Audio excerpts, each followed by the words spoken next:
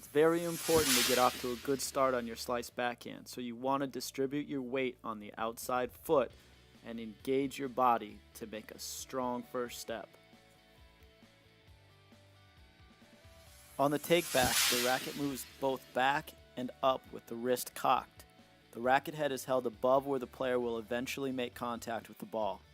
The player begins to bend his right arm and pull the racket head closer to his body. He loads his weight on his back leg and shifts his weight back and up.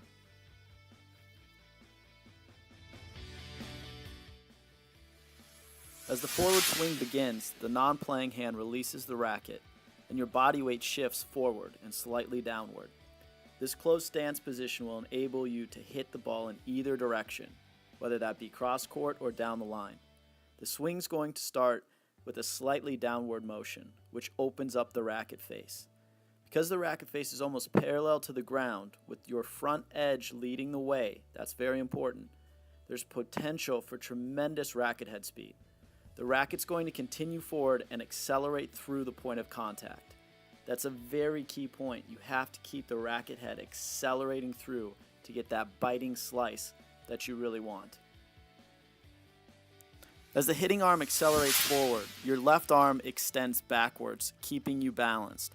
This is very important that your arms are going in opposite directions because your left arm is going to provide you an opposing force to your right arm.